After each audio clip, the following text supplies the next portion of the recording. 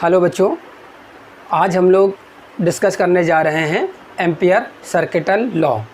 ये ampere circuital law क्या काम करता है? तो आंसर है बायो-सेवर्ट लॉ जो काम करता है वही काम ये भी करेगा। मतलब किसी पॉइंट पर अगर मैग्नेटिक फील्ड निकालना है तो बायो-सेवर्ट लॉ को लगा करके भी मैग्नेटिक फील्ड निकाली जा सकती है।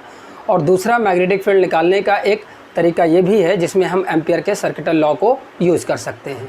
अब सवाल ये है कि एम्पियर का सर्किटल लॉ है क्या?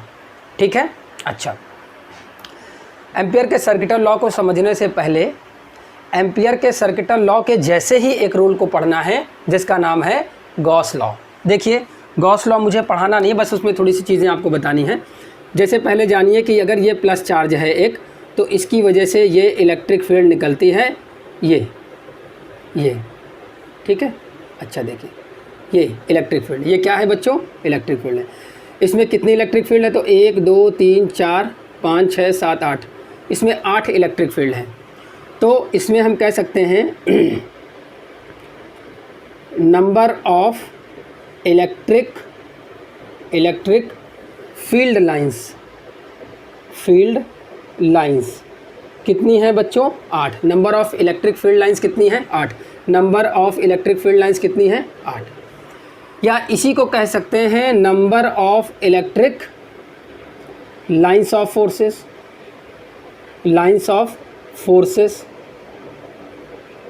इलेक्ट्रिक लाइंस ऑफ फोर्सेस का क्या मतलब है? देखो बच्चों, क्योंकि अगर कोई Q0 चार्ज यहाँ पे रख दो तो यही वाली जो इलेक्ट्रिक फील्ड है ये इस पर फोर्स लगाएगी, F बराबर Q0 इंटू E। ठीक है बच्चों, along the direction of electric field, मतलब ये चार्ज इधर ही भागेगा। तो चाहे ये वाली फील्ड हो, ये कोई भी फील्ड हो, वो फील्ड इस चार्ज पर क्या लगाएगी? फोर्स, और फोर्स लगा करके उसको रिपल करेगी। अगर माइनस होता तो अट्रैक्ट करता। तो इसीलिए इन सारी लाइनों को हम एक नाम और दे सकते हैं, number of electric lines of forces. वो भी कितनी हो जाएगी? 8 हो जाएगी। ठीक है, अच्छा। अब एक और चीज़ आती है जिसका नाम है इलेक्ट्रिक फ्लक्स। ठीक है बच्चों, ये इलेक्ट्रिक फ्लक्स क्या है?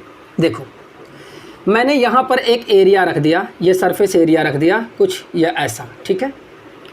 अब ये सरफेस एरिया अगर हम रख देंगे तो देखो, इस सरफेस एरिया से सिर्फ कौन सी लाइन जा रही है? सिर्फ ये वाली लाइन गुजरेगी, ये वाली लाइन। देखो, सिर्फ ये वाली लाइन जाएगी, ये वाली लाइन। ये वाली लाइन नहीं जाएगी, ये वाली लाइन नहीं जाएगी, बाकी सब नहीं जाएंगी, सिर्फ ये वाली लाइन जाएगी। तो इलेक्ट्रिक फ्लक्स हो गया 1। कुछ समझ में आ रही बात को? और इलेक्ट्रिक फ्लक्स को लिखते हैं फाई से। या इसका दूसरा तरीका भी एक है लिखने का। इसका एरिया अगर E हो, यहाँ पर इलेक्ट्रिक फील्ड, एरिया अगर A हो, इलेक्ट्रिक फील्ड E हो, तो इसका एरिया जो है, देखो इन दोनों के बीच एंगल देखिए, एरिया की भी डायरेक्शन यही, अरे ये देखिए, ये सरफेस है तो इसमें एरिया की डायरेक्शन भी यही है, देखो मेरी तरफ, और फील्ड भी इधर ही आ रही, मतलब दोनों सेम डायरेक्शन में। एंगल कितना है? 0 डिग्री।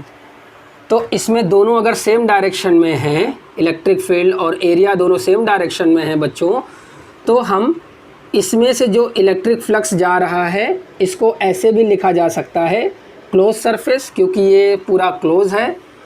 E मतलब इलेक्ट्रिक फील्ड कितनी है? डॉट, क्योंकि दोनों सेम डायरेक्शन में हैं, और एरिया वेक्टर ये लग जाएगा।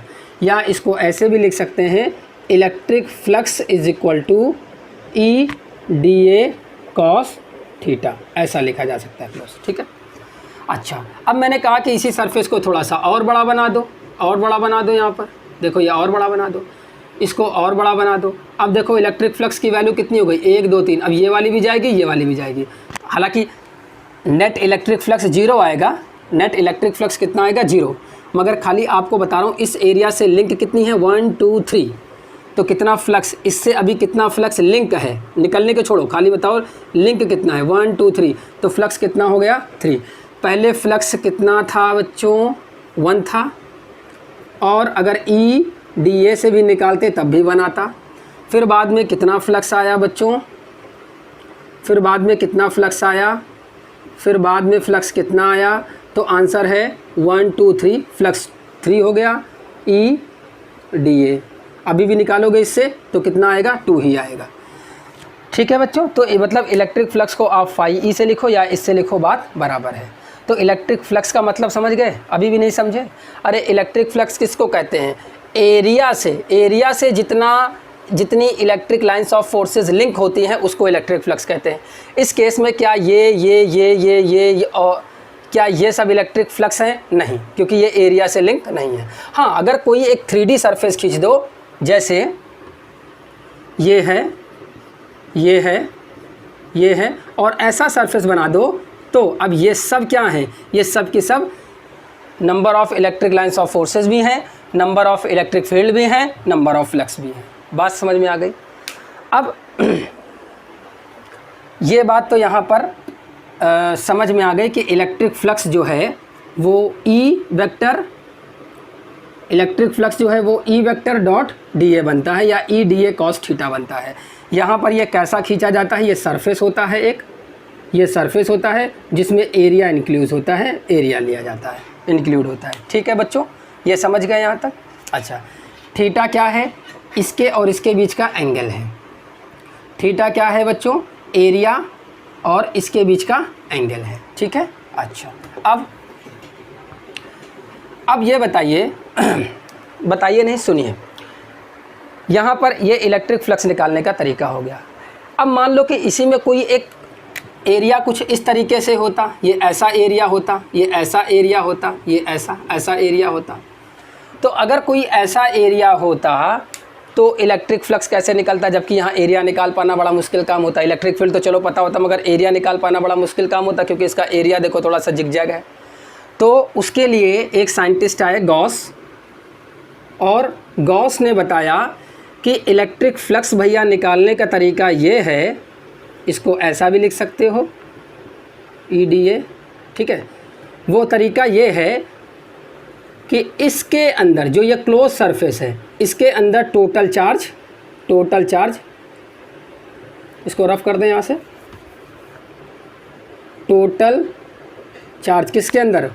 क्लोज सरफेस में अपॉन एप्सिलॉन नॉट। ये कर दोगे तो इसमें से होके जाने वाला टोटल फ्लक्स मिल जाएगा। अब एक बात बताएं, यहाँ से जितनी फील्ड गई उतना जितनी फील्ड अंदर गई उतनी बाहर निकल गई, टोटल फ्लक्स इसमें से 0 था। तो इसमें देखो, क्या इसमें कोई चार्ज है? नहीं है। अगर इसके अंदर कोई चार्ज है ही नहीं तो टोटल चार्ज इसके अंदर 0 है, एप्सिलॉन, तो टोटल फ्लक्स इससे भी बाहर आएगा। मतलब इससे भी फ्लक्स 0 आएगा तो इससे भी फ्लक्स 0 आएगा। इससे फ्लक्स कैसे 0 आ रहा है? जितना अंदर उतना बाहर, तो टोटल फ्लक्स 0। इससे निकाल लो, इसके अंदर कोई चार्ज है? नहीं है, टोटल 0, तो एप्सिलॉन नॉट से डिवाइड करोगे टोटल 0 आएगा, तो फ्लक्स ऐसे भी 0 आ रहा है। मतलब दोनों फार्मूले ठीक है। तो ये क्या है? इलेक्ट्रिक फ्लक्स है। ये क्या है? इलेक्ट्रिक फ्लक्स ही निकालने का तरीका है। और ये क्या है? ये भी इलेक्ट्रिक फ्लक्स ही है। मतलब इसको बराबर ये लिख दो, अरे मतलब यार क्या बताएं, फाई बराबर टोटल चार्ज, अब ये समझिएगा, क्लोज सरफेस के अंदर अपॉन एप्सिलॉन, ऐसा लिख सकते हो या ऐसा लिख सकते हो, total charge inside a close surface upon epsilon not, या तो ऐसा लिख दो, बात बराबर है। ठीक है बच्चों। अच्छा, अब आइए हम, जैसे आपने ये पढ़ा ठीक हूबहू ऐसे ही पढ़ना है। तो अब आप बताइए, क्या आपको मैग्नेटिक फ्लक्स समझ में आया? मैग्नेटिक लाइंस ऑफ फोर्सेस समझ में आई? देखो, और मैग्नेटिक फ्लक्स समझ में आएगा। बिल्कुल यही काम तो करना है। मतलब एक सरफेस होगा, उससे जितना मैग्नेटिक फ्लक्स लिंक होगा, जितनी मैग्नेटिक फील्ड लाइंस लिंक होंगी, उसको बोलेंगे मैग्नेटिक फ्लक्स। और मैग्नेटिक फील्ड लाइंस क्या होती हैं? मैग्नेटिक फील्ड लाइंस ये हैं कि इसके अंदर कोई मूविंग चार्ज आएगा तो ये उस पर फोर्स लगा देगा, तो इसको मैग्नेटिक फोर्स ऑफ लाइंस भी कह सकते हैं, या मैग्नेटिक फील्ड लाइंस भी कह सकते हैं। मैग्नेटिक फील्ड लाइंस मतलब हूबहू वही चीज़ जो यहाँ लिखी है वही चीज़ हम वहाँ भी लिख सकते हैं। ठीक है। अच्छा तो अब इसको समझना है, तो आइए चलो अच्छा एक बार मैं आपको बता देता हूँ। देखिए, जैसे मान लीजिए कि ये आपके पास एक सरफेस है, ये ठीक है, और फिर वही चीज़ यहाँ से एक चार्ज है, यहाँ से क्या है, यहाँ पर क्या है, एक नॉर्थ पोल है, इधर साउथ पोल है, तो नॉर्थ से मैग्नेटिक फील्ड निकलेगी। अब आप बताओ बच्चों, ध्यान से बताओ, ये सब आगे चल करके डिटेल में पढ़ोगे। 1 2 3 4 5 1 2 3 4 5 6, ये 6 क्या है बच्चों? ये हैं मैग्नेटिक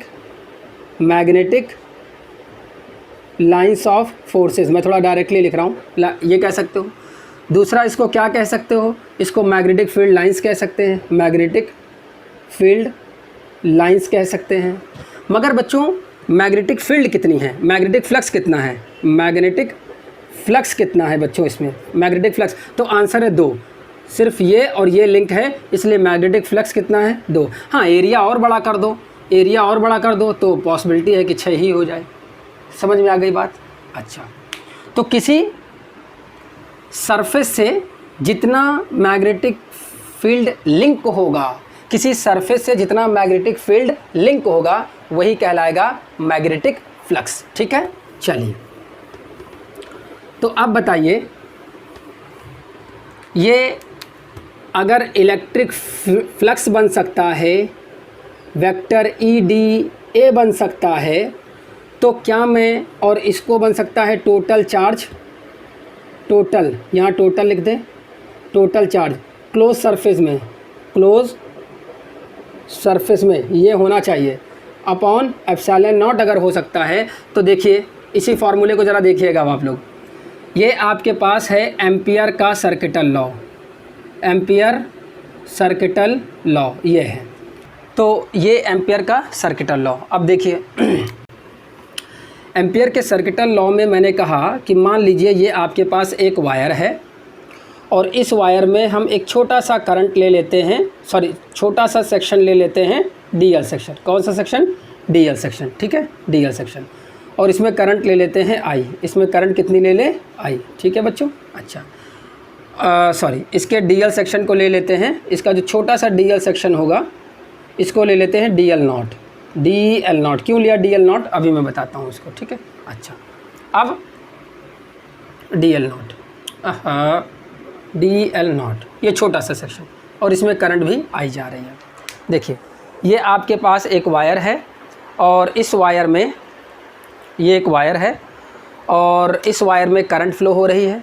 इस वायर का एक छोटा सा सेक्शन कट कर लिया DL। अब छोटा सा सेक्शन DL को कैसे इसमें बनाएंगे हम, बस एक पॉइंट रख दिया है, ये देखो पॉइंट रख दिया है, यही इसका DL है, एक पॉइंट रख दिया DL। अब इस पॉइंट, ये DL कैसा है, सॉरी DL नॉट कैसा है, पॉइंट के शेप का। देखिए ये एक वायर है, इसमें करंट I फ्लो हो रही है और हमको क्या करना है, इस वायर की वजह से यहाँ पर मैग्नेटिक फील्ड निकालना है। किसकी मदद लेनी है, एम्पियर का सर्किटल लॉ की। एम्पियर का सर्किटल लॉ कैसे लगेगा उसको देखिए। यहाँ पर इसका हमने छोटा सा सेक्शन क्या किया, DL नॉट, ये छोटा सा सेक्शन किया। DL नॉट कैसा है, एक पॉइंट के तरीके से। अब इसकी वजह से यहाँ पर मैग्नेटिक फील्ड निकालिए, तो आपको करना क्या है, अगर ये DL नॉट है तो इसकी वजह से R दूरी पर ये पॉइंट P है जहाँ पर मैग्नेटिक फील्ड निकालना है। यहाँ से ऐसा सरफेस बनाइए कि ये DL नॉट घिर जाए। तो यहाँ से जब आप DL नॉट को घेरोगे तो एक सरफेस बनाओगे, बताओ कैसा बनेगा, सर्कल। क्यों बनेगा, मेरी बात को ध्यान से नहीं सुना आपने। ये जो DL नॉट है ये कैसा है, पॉइंट है। एक पॉइंट को मान करके उसके चारों तरफ दौड़ोगे तो आप सर्कल बनाओगे। ठीक है, तो ये कैसा है, ये है DL नॉट और इससे R दूरी पर यहाँ पर आपको मैग्नेटिक फील्ड निकालना है इस पॉइंट P पर। यहाँ से आपको क्या करना है, एक ये देखिए यहाँ से आपको क्या करना है, एक सरफेस बनाना है। कौन सा सरफेस है, इसको एम्पीरियन सरफेस कहते हैं, एम्पीरियन सरफेस कहते हैं। ठीक है बच्चों, अच्छा एम्पीरियन सरफेस बोलते हैं। अब देखो, अब ये कैसा सरफेस बना है, आंसर है ये सर्कल बना है, सर्कल बना है, सर्कल बना है। सर्कल के पास होता क्या है बच्चों, तो आंसर है सरकमफ्रेंस होता है, सरकमफ्रेंस होता है। ठीक है, दिख रहा है, सरकमफ्रेंस होता है। अच्छा सरकमफ्रेंस कितना होगा बच्चों, तो आंसर है 2 पाई R। अरे ये रेडियस R है और इसका 2 पाई से मल्टीप्लाई कर दोगे 2 पाई R बनेगा, दिख रहा है यहाँ पे। तो अब बच्चों जो है आपको क्या करना है कि ये जो आपने सर्कल यहाँ पर बनाया है, ये जो सर्कल आपने बनाया है, ये जो सर्कल आपने बनाया है, इस सर्कल से कितना मैग्नेटिक फ्लक्स बाहर जाएगा वो आपको निकालना है। ठीक है, ये जो सरफेस आपने बनाया, जो एम्पीरियन सरफेस बनाया है, इससे कितना मैग्नेटिक फ्लक्स बाहर जाएगा वो आपको निकालना है। तो ज़रा देखिए कैसे निकालेंगे। देखिए ये वाला जो करंट एलिमेंट है आइडियल, ये मैग्नेटिक फील्ड बनाएगा और ये मैग्नेटिक फील्ड ऐसे होगा, यहाँ ऐसे ऐसे ऐसे ऐसे, ये डीएल की वजह से हर डायरेक्शन में मैग्नेटिक फील्ड ये ऐसे बनाएगा। ठीक है बच्चों। तो अब मान लीजिए कि इसका जब छोटा सा सेक्शन कट करोगे कितना, डीएल, तो इस डीएल से कितनी मैग्नेटिक फ्लक्स जाती है, मान लिया बी जाती है। देखो इस डीएल से मान लीजिए ये आपके पास फिर से ये एक वायर है और इस डीएल की वजह से मैग्नेटिक फ्लक्स, मैग्नेटिक फील्ड जो निकलता है वो इस तरीके से ऐसे ऐसे ऐसे ऐसे निकलता है। तो जो सरफेस आपने बनाया है, इस सरफेस से कितनी मैग्नेटिक फ्लक्स बाहर जा रहा है, मैग्नेटिक फ्लक्स याद रखिएगा, मैग्नेटिक फ्लक्स इससे कितना जा रहा है वो आपको कैलकुलेट करना है। तो आपको करना क्या है कि ये जो आपने जो सर्कल बनाया है इसका एक छोटा सा सरकमफ्रेंस का एक छोटा सा टुकड़ा कट कर लीजिए। तो ये टुकड़ा क्या हो जाएगा, ये हो जाएगा डीएल, और इस डीएल से कितना मैग्नेटिक फ्लक्स लिंक है, बी। तो बताओ कि इसमें से कितना फ्लक्स जाएगा, इसमें से डीएल सेक्शन से कितना फ्लक्स जाएगा। तो कैसे लिखोगे, डी बी डॉट डीएल, सही लिखा है ना, बता दें इस डीएल से कितना फ्लक्स जाएगा। जैसे इलेक्ट्रिक फील्ड में एरिया से कितनी इलेक्ट्रिक फील्ड गुजरती थी या एरिया से कितना फ्लक्स गुजरता था, उसका फॉर्मूला ये लिखते थे। तो बताओ कि जो तुमने ये सरकमफ्रेंस बनाया है, ये जो सर्कल बनाया है, इसके जो डीएल सेक्शन है, इसका जो डीएल सेक्शन है, इस डीएल से कितना फ्लक्स बाहर जाएगा, इस छोटे वाले डीएल से। तो मान लो कि इस डीएल से मैग्नेटिक फील्ड कितना लिंक है, बी, तो कितना फ्लक्स यहाँ से जाएगा। तो आंसर है फाई, ई की जगह लिख सकते हो B is equal to close surface, क्योंकि क्लोज तुमने भी बनाया है। ई की जगह क्या लिखोगे, बी, ये वाला बी डायरेक्शन होता है, डॉट, और कितना लिखोगे इसकी जगह, डी ए की जगह आप क्या लिखोगे, डी एल। क्यों बच्चों, इसका छोटा सा सेक्शन कट करोगे तो क्या मिलेगा आपको, डी एल, एरिया तो मिलेगा नहीं इसका डी एल, इसलिए यहाँ पर क्या मिलेगा, डी एल। ठीक है। तो जैसे कि गॉस ने कहा था कि टोटल चार्ज क्लोज सरफेस में total charge upon epsilon not, ये टोटल इलेक्ट्रिक फ्लक्स देता है। ऐसे ही एम्पियर का कहना था कि जो सरफेस तुमने बनाया है इसके अंदर टोटल करंट, ये वाली टोटल करंट, ये वाली टोटल करंट है ना, ये प्रोडक्ट होती है किसके साथ में, म्यू नॉट के साथ में, मतलब म्यू नॉट इंटू आई, मतलब म्यू नॉट टाइम्स होती है करंट का। ठीक है, फिर से मेरी बात को सुनिए ध्यान से। ये जो सरफेस है, जो सरफेस आपने बनाया है, इससे कितना फ्लक्स जाएगा, आंसर है B dot D L is equal to mu naught का किस में मल्टीप्लाई कर दोगे, इस क्लोज सरफेस से गुजरने वाली टोटल करंट, याद रखना है टोटल करंट है, ये आई कौन सी करंट है, टोटल करंट है। बस यही आपका जो नियम है, यही है एम्पियर का सर्किटल लॉ। अब बच्चों इसमें मैं आपको एक बार फिर से रिमाइंड करा देता हूँ। बच्चों सवाल, ये डीएल क्यों बनाया, ये मैग्नेटिक फील्ड किससे लिंक है, इसका सब का आंसर मैं आपको दे चुका हूँ। ठीक है, एक बार फिर से रिमाइंड करा देता हूँ मैं। देखिए एम्पियर का सर्किटल लॉ क्या बताता है कि आपके पास एक वायर है, इस वायर की वजह से यहाँ पर मैग्नेटिक फील्ड निकालना है, किसका नियम इस्तेमाल करना है, एम्पियर का सर्किटल लॉ लगाना है। तो इस वायर का छोटा सा सेक्शन कट कर लीजिए, कौन सा section, D L not section cut कर लीजिए। इस डी एल नॉट की कितनी छोटी सी वैल्यू है, आंसर है बहुत छोटी सी, इतना कि ये पॉइंट हो गया। अगर ये पॉइंट हो गया तो इस डी एल नॉट को आपको घेरना है, कहाँ से, इस पी पॉइंट से जहाँ पर मैग्नेटिक फील्ड निकालना है। तो यहाँ से घेरोगे तो एक सर्कल बन जाएगा। ठीक है, अच्छा अब इस सर्कल से कितना मैग्नेटिक फ्लक्स बाहर जाएगा, टोटल मैग्नेटिक फ्लक्स आपको निकालना है। तो टोटल फ्लक्स निकालना है तो आपको क्या करना पड़ेगा, इस सरफेस का, ये जो सर्कुलर सरफेस है, इसका छोटा सा सेक्शन कट कर लो डीएल, और उसको मैग्नेटिक फील्ड से मल्टीप्लाई कर दो, इंटीग्रेशन कर दोगे तो टोटल सरफेस से लिंक मैग्नेटिक फ्लक्स आपको मिल जाएगा ये। और ये बराबर होता है किसके, म्यू नॉट, मतलब दूसरा तरीका क्या है, mu naught into total current inside the close surface, ये क्लोज सरफेस के अंदर टोटल करंट का। ठीक है, तो डीएल कौन सा है, इसका डीएल है। अच्छा अब एक चीज़ और देखो, इसको और क्या लिख सकते हो, तो आंसर है D B is equal to, यहाँ पर ये बन जाएगा B D L cos theta. देखो डी एल और बी के बीच का एंगल देखो, देखो बच्चों यहाँ पर ये ऐसे ये आपके पास वायर है, ये डी एल था और डी एल की वजह से ये आपने बनाया। अब आप बताइए डी एल की वजह से जब आप ये बनाओगे तो ये इसका एक छोटा सा सेक्शन है, मान लो ये देखो, ये बच्चों ये वायर में करंट किधर है, ऊपर की तरफ है। वायर में करंट किधर है, ऊपर की तरफ है। यहाँ पर मैग्नेटिक फील्ड निकालना है, तो बताओ करंट की डायरेक्शन में अंगूठे को रखोगे, मैग्नेटिक फील्ड यहाँ निकालना है, पंजे को इधर रखोगे, टेंशन किस तरफ है, आपकी तरफ। तो बताओ इसका डीएल सेक्शन, ये देखो ये मान लो डीएल को बताता है, ये डीएल को बताता है, तो डीएल सेक्शन किस तरफ होगा, आपकी तरफ। तो डीएल भी आपकी तरफ है और मैग्नेटिक फील्ड भी आपकी तरफ है, दोनों के बीच का एंगल कितना हो गया, 0 डिग्री। तो इसके बीच का एंगल कितना होगा, थीटा बराबर 0 डिग्री। ठीक है, तो यहाँ पर हो जाएगा total flux is equal to B D L, ये बन जाएगा, और is equal to mu naught into I total, ठीक है, आई टोटल लिख सकते हो बच्चों। अच्छा, तो किताबों में ये नहीं लिखा है, सिर्फ ये लिखा हुआ है। ठीक है, तो इसमें कोई घबराने की बात नहीं है। और डेफिनेशन लिखी जाती है कि किसी भी क्लोज सरफेस से गुजरने वाला जो मैग्नेटिक फ्लक्स होता है वो उसके लाइन इंटीग्रल के किसी भी क्लोज सरफेस से गुजरने वाले मैग्नेटिक फ्लक्स का लाइन इंटीग्रल बराबर होता है उस क्लोज सरफेस में टोटल करंट के म्यू नॉट टाइम के बराबर होता है। ठीक है, ये यहाँ से आप देख रही है इसमें। तो बच्चों यहाँ पर ध्यान में रखिएगा, बहुत ही आसान है, थोड़ा सा डिफ़िकल्ट आपको लग सकता है। अब इसमें आप इसको ऐसे थोड़ा सा लिख सकते हैं। अब देखिए इसको क्या लिख सकते हैं, integration over B dot D l mu not I total लिख सकते हो आप।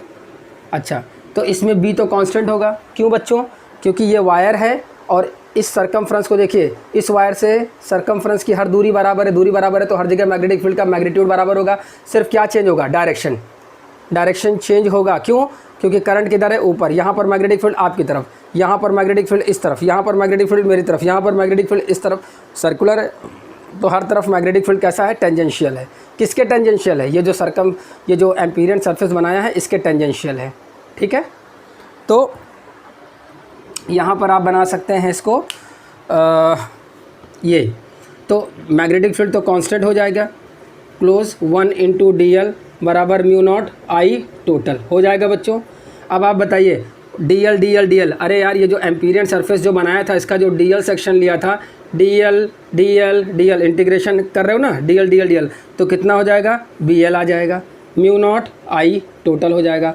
और बताओ इसका जो सरकमफ्रेंस है एल बराबर किसके हो जाएगा, 2 पाई आर, यहाँ से यहाँ तक की डिस्टेंस आर है, तो ये बन जाएगा B 2 pi r is equal to mu not I, और ये बन गया टोटल। ठीक है, दिख रहा है आप लोगों को। चलिए, तो ये यहाँ पर एम्पियर सर्किटल लॉ हो गया। ठीक है, तो याद रहेगा आपको। अच्छा,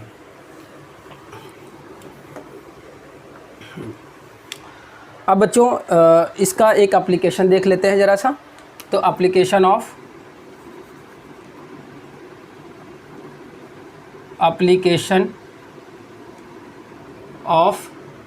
एम्पियर सर्किटल लॉ। ठीक है, एम्पियर सर्किटल, एसी नहीं, एम्पियर सर्किटल लॉ है। तो देखिए ये आपके पास क्या है, वायर, इसमें करंट कितनी है, आई, और यहाँ पर मैग्नेटिक फील्ड निकालना है। वायर कैसा है, इनफाइनाइट है, माइनस का इनफाइनाइट, तो ये प्लस का इनफाइनाइट। यहाँ से दूरी कितनी है, आर।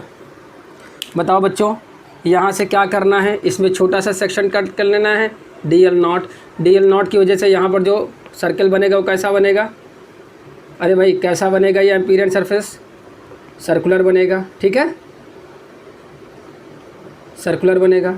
अब बताओ इस पॉइंट पी पर मैग्नेटिक फील्ड इस तरफ जाएगा, डीएल सेक्शन जो इसका जो डीएल होगा, अरे इसका जो डीएल सेक्शन होगा वो भी इस तरफ जाएगा, मतलब थीटा कितने डिग्री हो जाएगा, 0 डिग्री। तो आइए यहाँ पर मैग्नेटिक फील्ड निकालते हैं। तो एम्पियर का सर्किटल लॉ क्या कहता है, बी डॉट डी एल, मतलब इस डी एल से इस DL से कितना फ्लक्स लिंक होगा, इतना, इस DL से कितना फ्लक्स लिंक होगा, इतना, is equal to mu not I total, I total, यही तो है। और मान लो इसमें करंट कितनी जाती है, आई नॉट, कितनी, आई नॉट, कितनी, आई नॉट। तो बस बच्चों बी डॉट DL, सॉरी इसको थोड़ा सा लिख दे अब, तो इसको क्या लिख सकते हो, close surface B DL cos theta लिख सकते हो, म्यू नॉट। बताओ आई टोटल करंट कितनी है, आई नॉट है, तो आई नॉट लिख दो, बस बात खत्म हो गई। तो यहाँ बी बाहर आ जाएगा, कॉस थीटा कितना है, 0 डिग्री है, 1 हो जाएगा, तो 1 इंटू DL हो जाएगा, mu naught upon I not हो जाएगा। अब बताओ बच्चों बी की वैल्यू निकालना है, किस पॉइंट पर है, पी पॉइंट पर है, तो यहाँ पी पॉइंट लिख दो, ठीक है, पी पॉइंट पर लिख दो, is equal to, sorry into DL DL DL, इसका DL DL DL जोड़ोगे तो कितना आ जाएगा, L आ जाएगा, is equal to mu not I nought आ जाएगा। L बराबर कितना होगा बच्चों, 2 पाई R, यही तो होगा।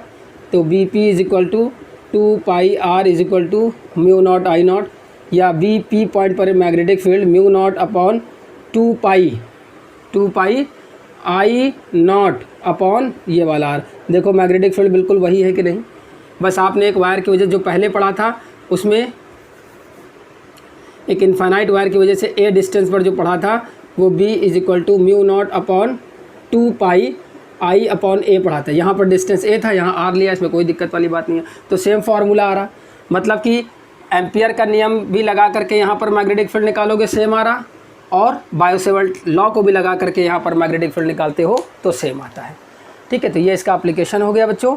और इसका सेकंड एप्लीकेशन जो है वो है एक सोलेनॉइड की वजह से मैग्नेटिक फील्ड निकालना है, उसके एंड पर और सेंटर पर, और उसके बाद एक टॉरॉइडल। तो ये चीज़ें हम लोग नेक्स्ट लेक्चर में देखेंगे बच्चों। और उम्मीद करता हूँ कि आपको लेक्चर समझ में आया होगा। अगर समझ में आया हो तो लाइक कीजिए, कमेंट कीजिए और शेयर कीजिए। Thank you so much.